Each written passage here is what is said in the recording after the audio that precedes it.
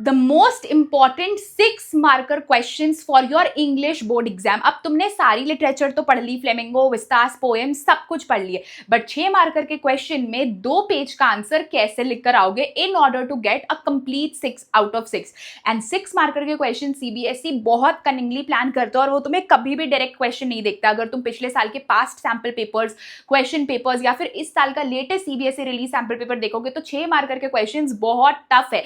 And this is the only reason I don't want कि तुम अपने 12 नंबर खो दो। मैंने तुम्हारे लिए मोस्ट इंपॉर्टेंट 6 मार्कर क्वेश्चंस की वीडियो बना दी है so that you get a chance कि तुम सारे एक्सपेक्टेड 6 मार्कर क्वेश्चंस प्रैक्टिस कर लो। 2 तुम्हें 6 मार्कर के क्वेश्चंस आते हैं, दोनों में चॉइस बेस्ड होता है, सो ओवरऑल 4 क्वेश्चंस होते हैं जिसमें से तुम्हें 2 अटेम्प्ट करने होते हैं, सो 12 नंबर तुम्हारे पक्के बनेंगे इस वीडियो को देखने के बाद। सो अगर अभी तक तुमने चैनल सब्सक्राइब नहीं किया है तो hit the subscribe button, video को लाइक कर देना अगर पसंद आई हो तो, तुम्हारे लिए हेल्पफुल हुआ हो, तुम्हारे 12 नंबर बच गए हो, so please give it a huge thumbs up and also comment करो अभी की कि yes I am going to score 100 out of 100 in English because until and unless you don't manifest it you don't get it। Let's start। हम बात करने वाले बच्चों comparative questions की। सीबीएसई तुम्हें इतना बड़ा 3 लाइन का क्वेश्चन दे देता है जिसमें तुम्हें 2 स्टोरी को कंपेयर करके इंटररिलेट करके आंसर लिखना पड़ता है। फॉर एग्जाम्पल देखो, How do Indigo by Louise Fisher and The Roadside Stand by Robert Frost highlight the theme of exploitation? Highlight the theme of exploitation and what similarities do they reveal about the plight of marginalized communities? अब तुम्हें यहाँ पे क्या बोल रहा है कि जो इंडिगो चैप्टर है लुईस फिशर का और रोड साइड स्टैंड है रॉबर्ट फ्रॉस्ट का, वो लोग दोनों एक्सप्लॉइटेशन को कैसे हाईलाइट कर रहे हैं, क्या सिमिलैरिटीज है बताओ, और ये दोनों कैसे मार्जिनलाइज कम्युनिटीज मतलब जो छोटे हुए कम्युनिटीज होते हैं उनके बारे में कैसे ये दोनों स्टोरीज बता रहे हैं। अब भाई क्या लिखेंगे एग्जाम के दिन, इसीलिए ये वीडियो बना रही हूँ, पूरे के पूरे 12 नंबर पक्के कर लो, ठीक है। While Indigo delves into the economic and systemic oppression of sharecroppers by British landlords, the roadside stand highlights the plight of rural people exploited by urban elites and neglectful system. Both works emphasizes the balance of power and struggles of those at the bottom of societal hierarchy। सबसे पहला जो तुम्हारा paragraph रहेगा उसमें तुम दोनों chapter का introduction बताओगे कि इंडिगो चैप्टर किसके ऊपर था, तो Indigo chapter operation of share croppers का था बाय ब्रिटिश लैंडलॉर्ड्स, और रोड साइड स्टैंड क्या बताता था कि कैसे जो हमारे रोड साइड ड्वेलर्स होते हैं वो कैसे city people, rich bureaucrats, politician की वजह से इतने ज्यादा परेशान होते हैं और वो इस उम्मीद में रहते हैं कि कब उनके पास सिटी मनी आए, बट उनसे कोई सिटी मनी नहीं खरीदता और वो लोग सब एक्सप्लॉइटेड रहते हैं। और ये सारा प्रॉब्लम क्यों है, ये स्ट्रगल्स है उन लोगों का जो लोग एकदम नीचे है हमारे सोसाइटल हायरार्की के, ठीक है। तो सबसे पहले तुम इंट्रोडक्शन लिखोगे, फिर क्या लिखोगे, in Indigo the exploitation of Champaran peasant is evident in the oppressive sharecropping system. अब तुम्हें दोनों का स्टोरी लिख देना है, इंडिगो में क्या होता था और रॉबर्ट फ्रॉस्ट वाले चैप्टर रोड साइड स्टैंड में क्या होता था। Where British landlords forced them to grow indigo on the portion of their land and unfairly profited from it. तो होता क्या था, इंडिगो को लेकर के प्रॉब्लम होता था कि वो लोग बोलते थे इंडिगो ग्रो करो और फिर अनफेयरली प्रॉफिट मार्जिन उसमें डिसाइड होता था। Similarly the road side stand portrays a country side inhabitant selling their goods by the road side hoping for a fair chance at economic survival. अब वो क्या करते थे रोड साइड ड्वेलर्स की, उनको बस एक अपनी स्टैंडर्ड ऑफ लिविंग को अच्छी करनी होती थी, इसीलिए वो स्टॉल्स लगाते थे और वो चाहते थे कि उनके पास कुछ सिटी पीपल आए, ठीक है, और वो हमेशा ट्रैफिक सिग्नल के पास में ही स्टॉल्स लगाते थे। That disappointment reflects the false promises of development, और उनका जो डिसअपॉइंटमेंट है वो रिफ्लेक्ट करता है कि कैसे बड़े बड़े पॉलिटिशियन, ब्यूरोक्रेट्स, रिच पीपल उनसे फॉल्स प्रोमिसेस करते थे। As urban and authorities fail to address their needs, leaving them trapped in poverty. Both texts reveal the shared truth. Exploitation persists when power dynamics remain unchecked, and progress often bypasses those who need it most. ठीक है। While Gandhi's efforts in Indigo offer a path of hope through resistance, Frost's poem serves as a poignant reminder of the ongoing neglect faced by the rural communities. तो मैं बताना है कि कैसे गांधी जी ने help किया था चंपारण के लोगों को, ठीक है, और कैसे रॉबर्ट फ्रॉस्ट ने हमारे ऊपर ये बताया कि जो पुअर रोड साइड ड्वेलर्स होते हैं वो कितनी ज़्यादा सप्रेस्ड होते हैं, वो कितनी प्रॉब्लम से गुजरते हैं because of the fake promises और रिच पीपल के बर्ताव की वजह से।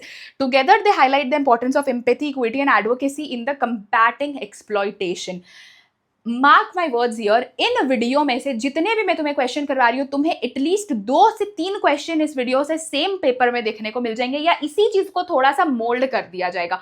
Mark my words here. Next question देखो क्या बोल रहा है, how can the character of office boy in poets and pancakes. Poets and pancakes में ऑफिस बॉय का जो कैरेक्टर है, how can the character of office boy in poets and pancakes who harbours dreams जो dreams लेकर आया था, be compare to Sophie. अब देखो ऑफिस बॉय का और सोफी को कंपेयर करने के लिए बोल दिया। Who is quite aspirational, consider their ambitions, उनके एम्बिशंस को कंसिडर करो, ऑब्स्टेकल्स के बारे में देखो और एक आंसर लिखकर बताओ। Answer, in both poets and pancakes and going places, ठीक है, पोएट्स एंड पैनकेक्स और गोइंग प्लेसेस में जो हमारा कैरेक्टर है ऑफिस बॉय एंड सोफी, वो लोग का कॉमन ट्रेट्स है, ठीक है, वो लोग दोनों के एम्बिशंस और ड्रीम्स है, ठीक है, बट जो कि रियलिटीज में नहीं बदल पाए। The office boy like Sophie dreams of achieving something greater, he aspires to be star actor, director और writer but is stuck in a subordinate role in makeup department.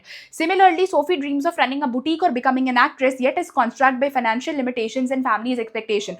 Both characters, despite their seemingly humble positions, hold on to lofty dreams and that offer them an escape from their current circumstances. तो पहले office boy का बताओगे कि office boy क्या बनना चाहता था, director, writer या फिर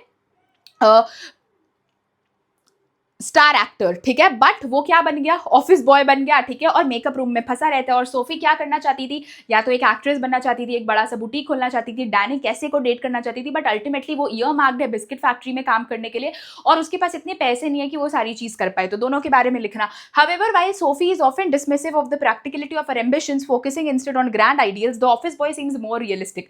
बट सोफी हमारी हमेशा क्या रहती है, वर्ल्ड ऑफ इमेजिनेशन में रहती है और उसे लगता है ये सारी चीज हो जाएगा। वहीं ऑफिस बॉय थोड़ा रियलिस्टिक है, वो रियलिटी में जीता है, वो अंडरस्टैंड करता है ऑब्स्टेकल्स को despite his Anfield aspirations. Both character represent dreams and ambitions, जो क्वेश्चन में बोल रहा था वो दोनों कैरेक्टर रिप्रेजेंट कर रहा है। While their pursuits are met with limitations, they reflect the universal desire to transcend one's current situations and achieve something greater, ठीक है।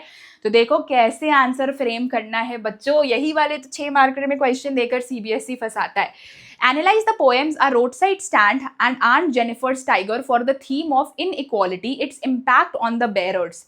A Roadside Stand focuses on economic disparities between rural and urban areas, ठीक है, कि कैसे rural areas और urban areas के बीच में difference है।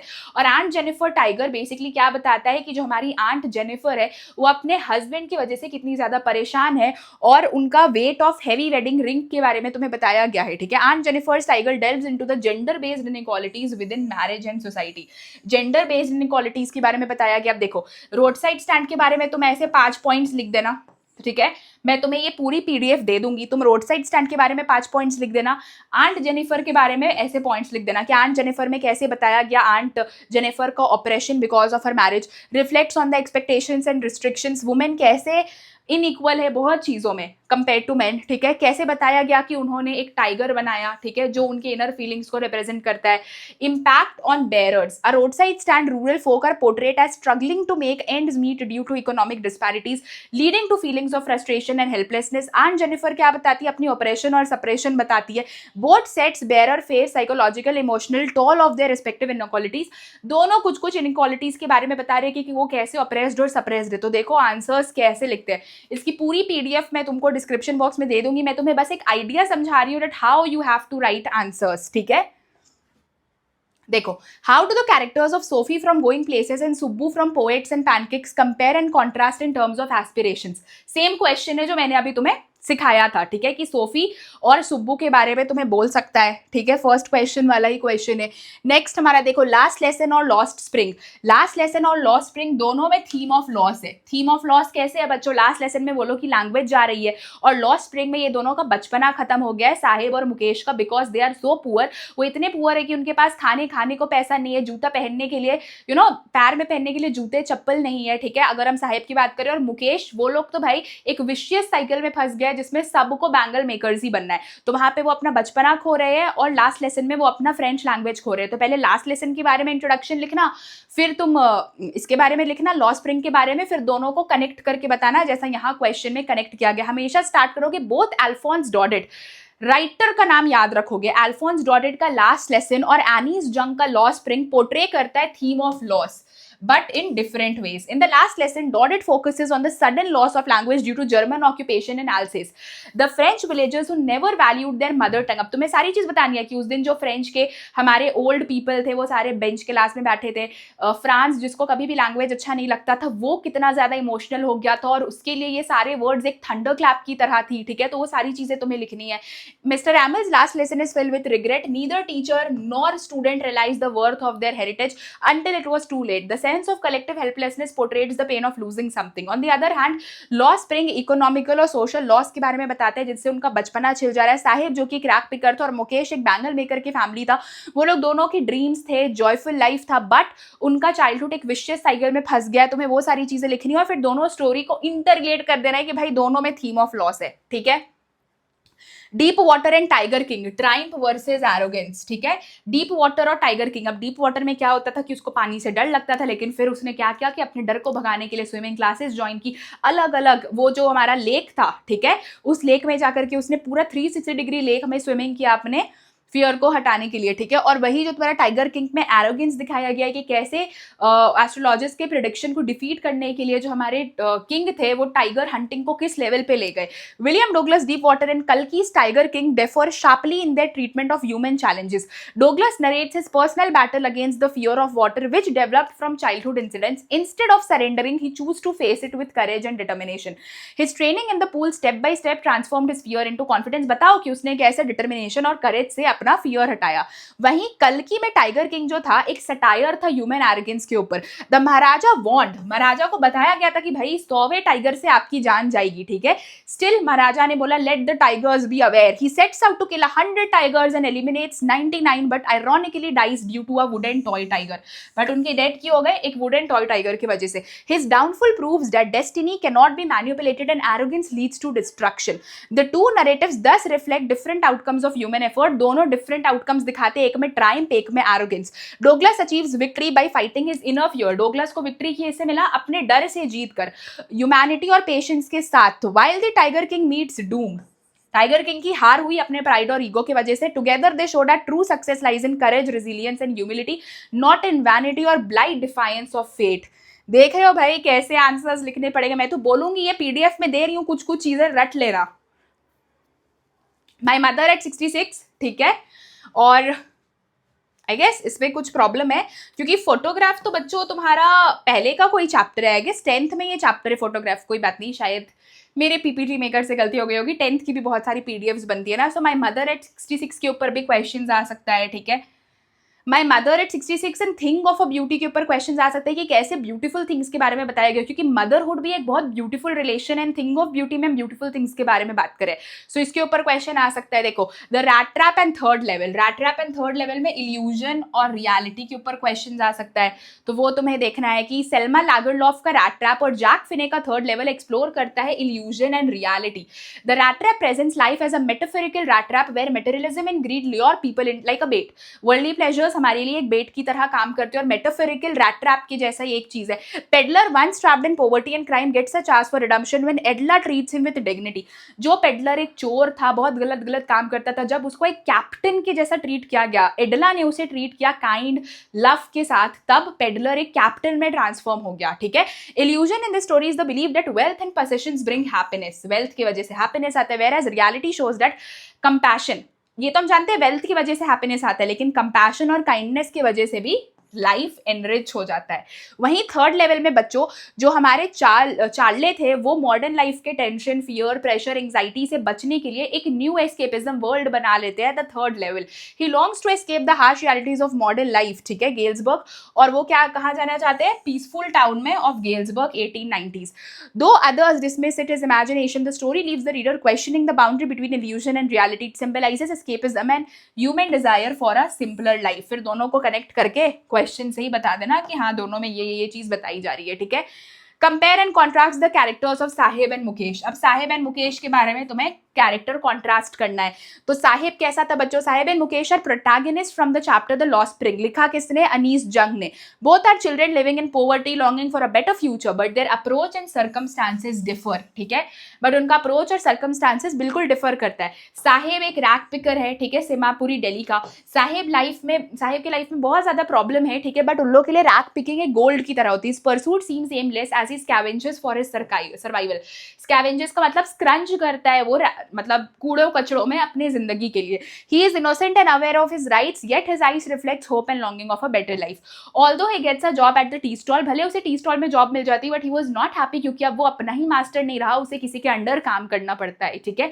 साहिब का ड्रीम वेग है, shaped by his circumstances and lack agency, ठीक है। हालातों के इससे उसके ड्रीम्स शेप किए जाते हैं। वहीं जो हमारा मुकेश है वो एक मुकेश एक बहुत करेजियस लड़का है, उसके दिमाग में एस्पिरेशंस है। Mukesh belongs to a family of bangle makers in Firozabad. Unlike Saheb, Mukesh एक डिटरमिन्ड है। मुकेश डिटरमिन्ड है अपना ये विशियस साइकिल बैंगल मेकर को तोड़ने के लिए, ठीक है। और क्योंकि उसे क्या बनना है, एक मोटर मैकेनिक बनता है। मुकेश ये नहीं सोचता है कि भैया मेरा खानदान चूड़ी बनाएगा तो मैं भी चूड़ी बनाऊंगा, बट साहेब का क्या है, सब रैक पिकिंग करते हैं तो मैं भी रैक पिकिंग करूंगा। He exhibits initiative and is ready to learn new skills even if it means going to a garage for far from home. भले उसे घर से दूर गैरेज क्यों ना जाना पड़े, पर वो फिर भी ये काम करेगा। Mukesh resolve gives him a definite direction. His dream is more concrete and achievable, ठीक है। उसका ड्रीम बहुत कॉन्क्रीट और अचीवेबल है। कॉन्ट्रास्ट क्या है बच्चों, साहेब अनसर्टेन है, मूविंग थ्रू लाइफ पैसिवली। जैसा जिंदगी चल रहा है वो भी वैसे ही चल रहा है और वो अपने किस्मत के अकॉर्डिंग कंट्रोल्ड है। मुकेश करेज है, क्लैरिटी है, willing to work towards his aspiration है। साहेब का ड्रीम्स लॉस्ट हो गया है उसके हालातों में। मुकेश स्ट्राइव कर रहा है अपने हालातों से और अपने लिए कुछ अच्छा करना चाहता है। अपनी डेस्टिनी, अपनी किस्मत वो खुद लिख रहा है। In conclusion both characters reflects the struggle of underprivileged children, but Mukesh stands out for his determination and hope.